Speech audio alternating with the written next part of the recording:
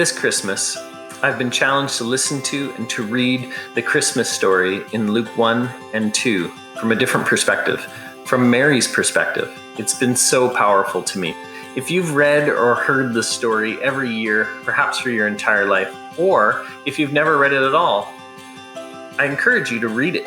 Just Google Luke 1 and 2 and you'll find it right there. And as you read, I'd encourage you to imagine Mary and Jesus' birth right here in a typical 2020 Ontario city or even a small town. If we were to transpose Mary's story to this year, to 2020, would Mary have traveled to Hamilton, London, or Kitchener, or Mississauga, or Simcoe, or Woodstock, or your town? Maybe to access some services, only to find herself homeless. Would she be living in one of those tents that we see in so many Ontario cities?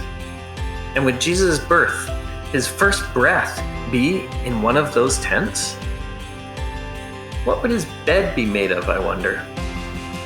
In 2020, in a small cluster of tents, who would his first visitors be? And then I start to think of myself looking in. Would I welcome that Mary? Would I welcome that Jesus? And then, do I welcome that Mary? Do I welcome that Jesus? I believe that Jesus is the greatest gift to me and to the world. And what I read about Jesus and his life keeps turning my preconceptions upside down. And like Mary, after the shepherds left, I want to keep the posture of learning.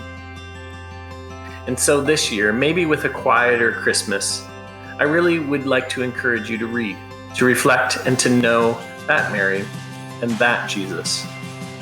Jesus' life and example are what propel us at Indwell to work together to create permanent, affordable homes. And so many of you have and are part of the community that helps us. On behalf of all of us at Indwell, thank you. And we wish you a beautiful time as you celebrate Christmas, like those ecstatic shepherds, or whoever they would be today in Ontario in 2020.